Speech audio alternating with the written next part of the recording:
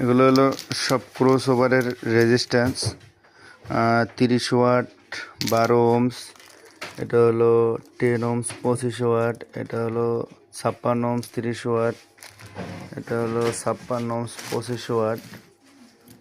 এটা 30 Ohm's, 30 watt. এটা 25 Ohm's, 30 watt.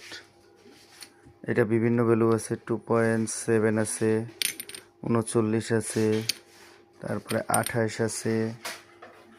তারপরে এটা হলো 30 ওয়াট, 10 ওহমস।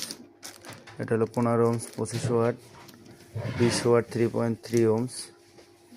এটা হলো 0.33 ওহমস, 5 ওয়াট। এটা 0.25। এটা 0.25, 5 ওয়াট ডেল্টা লাগে। এটা হলো ক্রস ওভারের হাইয়ের জন্য। আর এখানে হলো কমন যে ভ্যালুগুলো আছে, কমন ভ্যালুর ক্যাপাসিটর।